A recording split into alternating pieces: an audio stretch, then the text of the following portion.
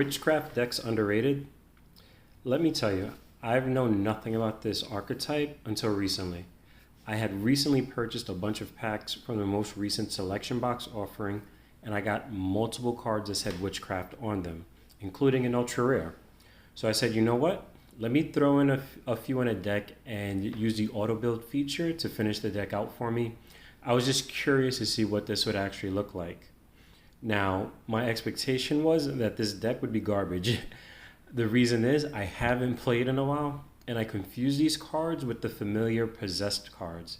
I still have no idea how those cards are supposed to be played.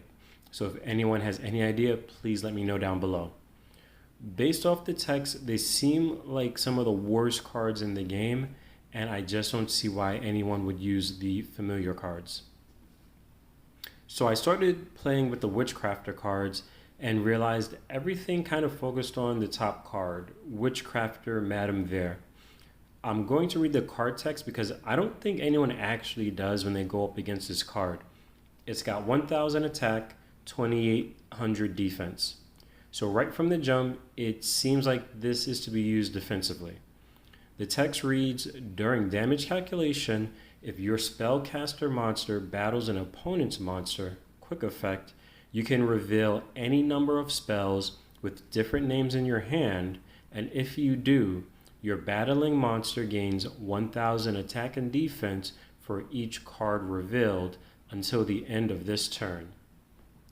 Quick effect, you can discard one spell, negate the effects of all face-up monsters your opponent currently controls until the end of this turn. You can only use each effect of Witchcrafter Madame Vere once per turn. The text on this card is long, and to be honest, I'm guilty of not always reading the complete card text of effect monsters. I can tell from the actions in some duels I've had that others can't be bothered too. Both effects are pretty useful. The first one, and the one I've been abusing, is an effect that allows you to increase one spellcaster monster's attack and defense during battle calculation, including Madame Vere herself. You get to do this by revealing any number of different spell cards in your hand. So if you have 3 of the same card, you won't be able to show that 3 times to get 3000 attack and defense. They do have to be different spell cards. You get to do this by revealing any number of different spell cards in your hand. If you have each Witchcrafter spell card in your deck, then you can easily have 3 spell cards to use for this effect. The second effect allows you to discard one spell card and disable the effects of your opponent's monsters currently on the field. This is major these days. I've noticed a lot of players summoning monsters that have effects that allow them to summon other monsters or to destroy itself to then summon something else. If Madame Vere's effect is used, you can stop the player in their tracks right there. This has been useful to me when I've noticed that an opponent has had 1 or no cards in their hand, but they've whipped out something that they need to have its own effect take place. But once I've negated that monster's effect, the card just kind of sits there and it's free for me to destroy on the next turn. The main downsides to this deck are 1, it really centers around just one monster, at least for now. Hopefully some more useful cards will come later to boost this archetype.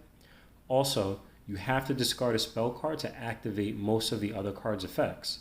However, the Witchcrafter spell cards are easily retrievable. If you control a Witchcraft monster by the end phase, then the spell cards usually come back to your hand. Also, the trap card Witchcrafter Patronus will help you recover the spells if you banish them. Some monsters allow you to banish the Witchcrafter monster and a spell card in the graveyard to then activate another effect. Witchcrafter Patronus will then help you take those banished cards and get them back in your deck. Important note about Witchcrafter Vere. When you engage in battle, both effects activate, but in reverse order of the text on the card. This is important to know because the first effect to activate is the one where you discard a spell card to negate your opponent's effects. If that's the only spell card in your hand, then you will not be able to increase your desired spellcaster's attack or defense stats during battle.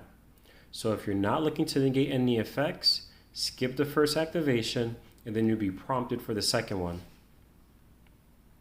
One of the great things about this deck is you can get creative with it. I added Palladium Oracle Mahad to the deck. I got an unexpected surprise when I drew this card, as you see in this battle, and I think it's a great combo. Palladium Oracle Mahad doubles its attack when attacking a dark monster.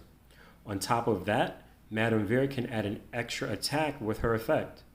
This boosted his attack to 9,000. This was an amazing combo, and it's allowed me to run over various opponents because they're not expecting this jump in attack with whatever spellcaster monster of my choosing, especially one that's already going to get a boost in attack itself. So those are my thoughts about the Witchcrafter cards. Do I think they'd ever be a meta deck in Duel Links? No. However, it's a fun deck to play that you can use to trip up other players. I hope you all enjoyed the video. Let me know in the comment section your experience with these cards, or if you have any recommendations in regards to combos that you like. Don't forget to like, share, and subscribe, and I'll see you next time. I activate my monster.